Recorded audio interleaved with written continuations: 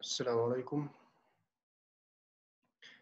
Today we are going to continue our lessons about marketing for hospitality and tourism. Our lesson today is about the internal marketing.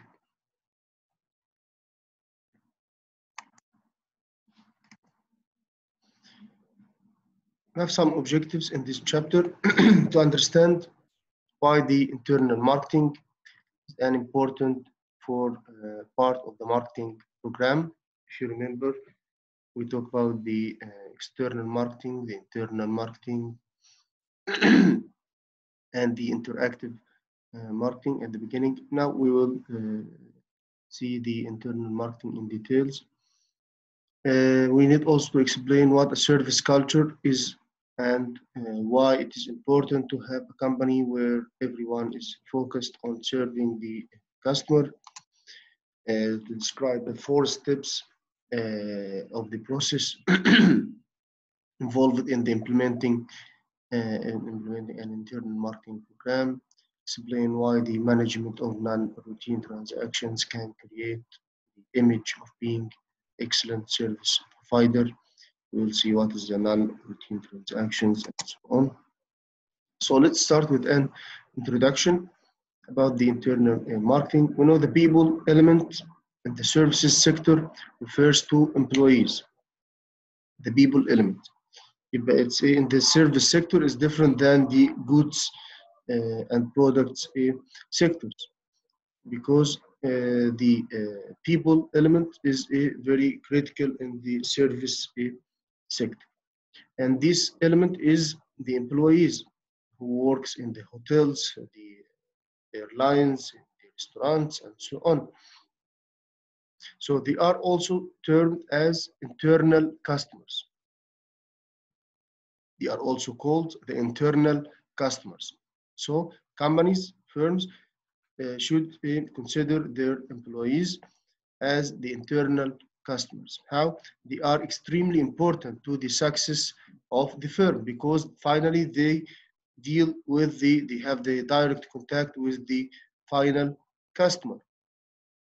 So from the customer's perspective, service employees are actors who appear front stage in the service drama. From the service firm's perspective, employees help determine the competitive position of the firm as compared to other firms. So employees here physically represent the service and can be an asset as well as a liability to the firm. For example, doctors in the healthcare industry, cabin crew in the airline segment, and also teachers and professors in the education domain.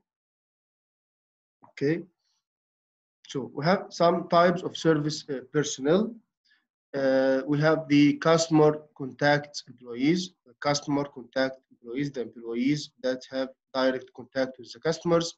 They have also many kinds like high contact personnel, which are the required when the physical presence and interaction of the customer with the employees is for a longer time, like in hospitals, in restaurants, and so on.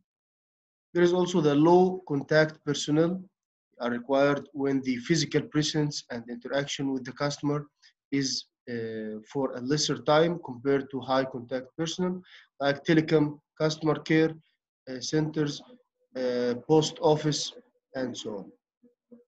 Also, there is another type, the skilled and professional, like the doctors, lawyers, etc., and the non-professionals like courier delivery boys and waiters. And this is the customer contact employees. The second type of the service personnel is the support personnel or non-contact employees. They only support and there is no contact with the customer. Those employees who contribute to the service delivery but do not come in contact with the customers, which are called non-contact employees. Such employees include administrative staff, chiefs in hotels. They are support personnel. They possess a high level of technical skills and are highly competent at work. The role of the frontline employees. Okay, first, employees are the most visible element in the service. Okay, like for example, Yellow Chili. This is a restaurant in the chain of casual dining restaurants known for its exclusivity and simplicity. Brand offers signature recipes by famous Indian chiefs. Thus, this chief, Sanjeev Kapoor, is the most visible element of Yellow Chili or of this restaurant. Also, the employees. But the first one is called what? The most visible element in the service. The second is the employees are also representatives of the service firm. How, for example, in the case of Jet Airlines, the second largest airline in India in terms of market share, passengers judge the quality of the airline based on the service performance of the cabin crew. So even if a single crew member fails to deliver the expected level of service for passengers, it is the airline that provides bad service and not that particular crew member. So now we can see how the personnel, how the employees are important in the service industry. Three, the employees are a core part of the brand. Like in this bank HDFC tagline states, we understand your world. Thus, it is responsibility of the bank's employees to ensure that they provide services which fulfill this promise made by the tagline or this. Okay. Four, the employees are business marketeers. Employees are walking billboards of the service organization. Like in Mirchi and Mimi's, a unique restaurant in Mumbai in India also, which employs waiters who are hearing and speech impaired. You can see the employees themselves are the marketeers of the concept of the restaurant, as where all the interactions occur in sign language. Five, the employees help customize the service. How? The role of frontline employee also anticipate customer needs and customize service delivery. Kisari Tours, for example, offer several customized tour packages to its customers. It is the responsibility of the employee to understand customer requirements and suggest tour package which are most suitable for their customers. So it is an important example for our study in tourism and hospitality. Okay, so in this case, the employees help to customize the service on air, online. At the same time, the customer needs to customize a tour package, so they have to listen and understand the requirements of the customer and then suggest the tour packages which are most suitable for these customers. The boundary spanning. What is this? Frontline employees of service firms are referred to be a boundary spanners because they operate at the boundary of the organization, at the front line, as we said before. So frontline employees link the inside of an organization to the outside of the world.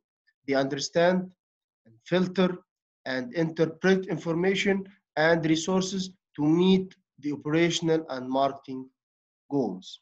So for example, teachers are boundary spanners of a school. The staff at the reception of a hotel are also termed as boundary spanning because of the position they occupy. Boundary spanners often have conflicting rules. Another terminology is or concept, the emotional labor. Employees experience conflict and stress. However, they are expected to have a pleasant temperament towards the customer. You understand this?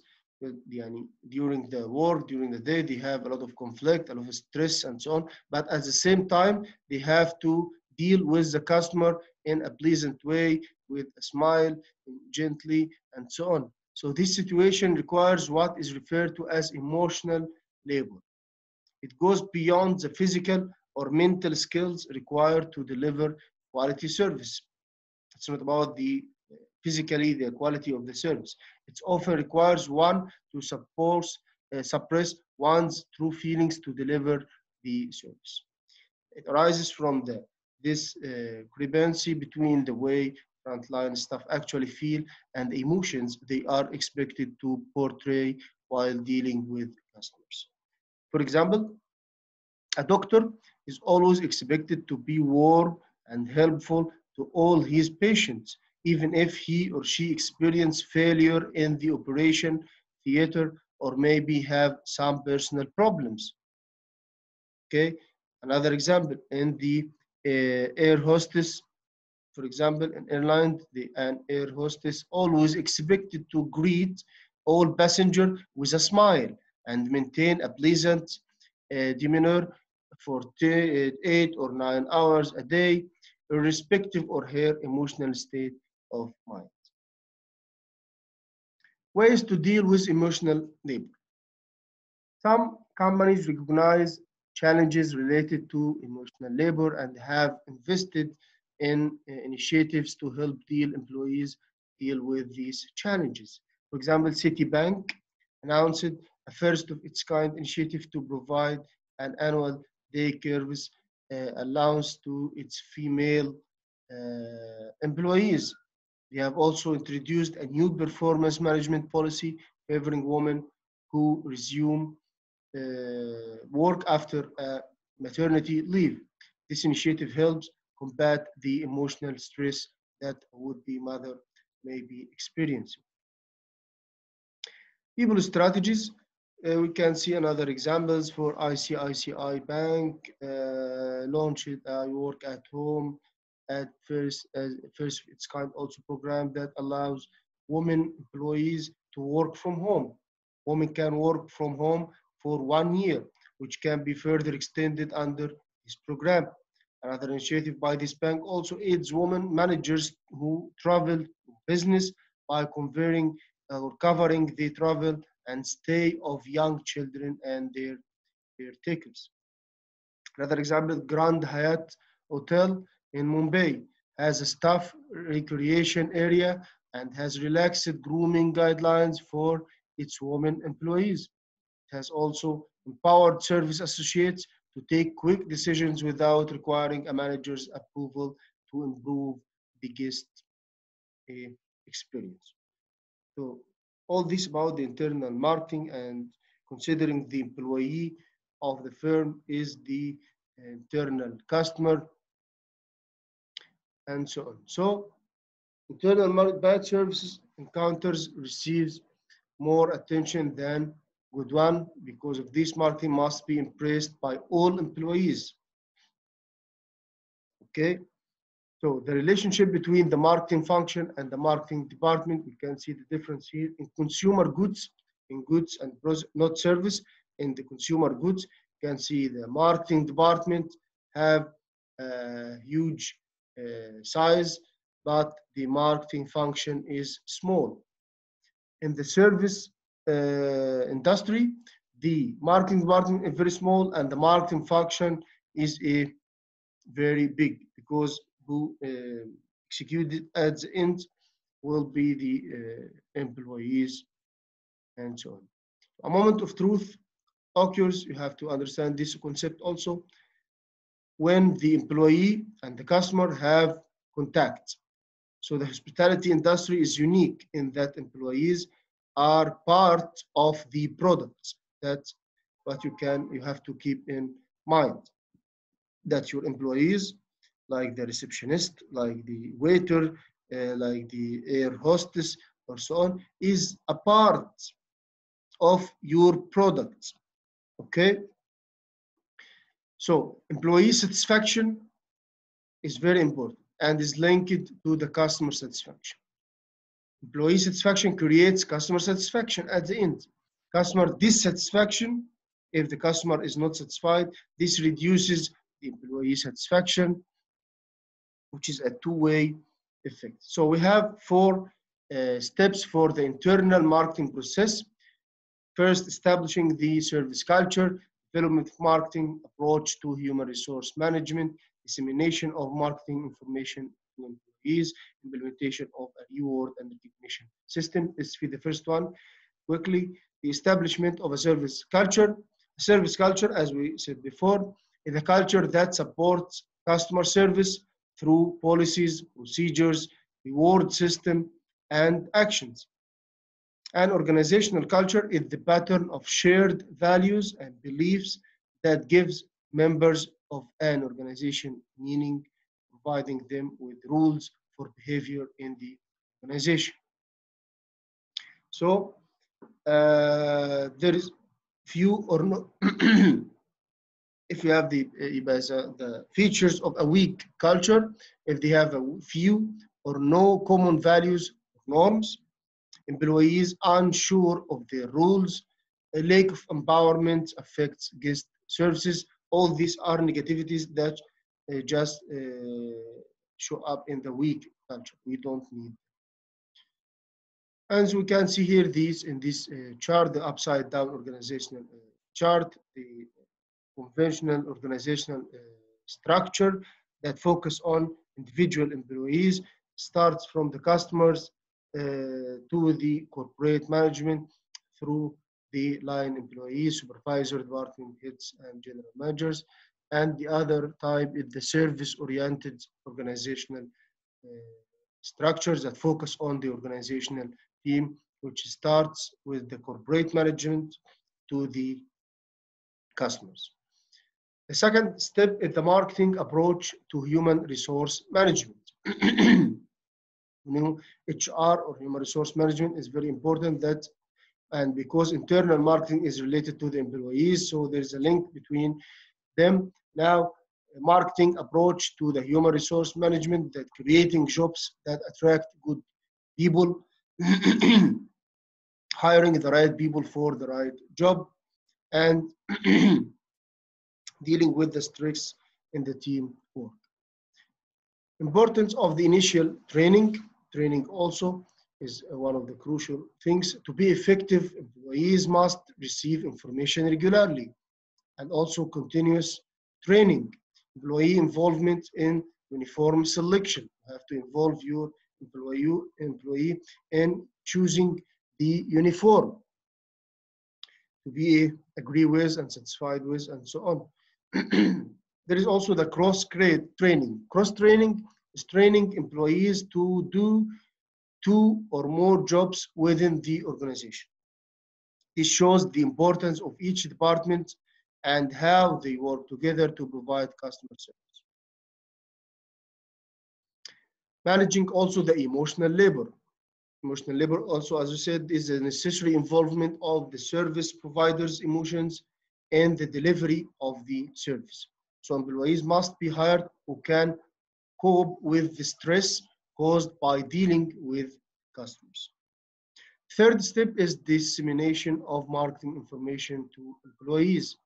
As customer contact, employees need to be aware of about upcoming events, ad campaigns, new promotions, etc.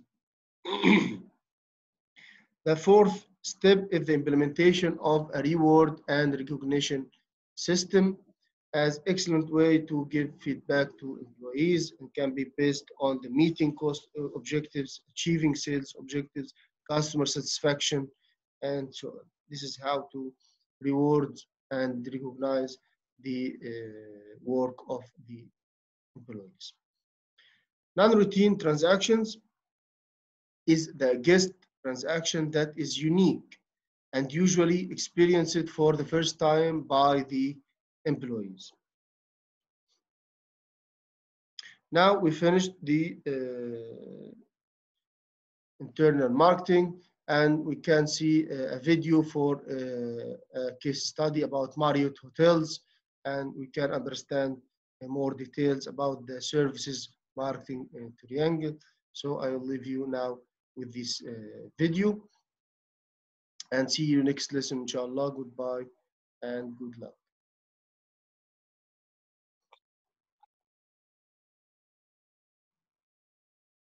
Going to explain the topic on services marketing.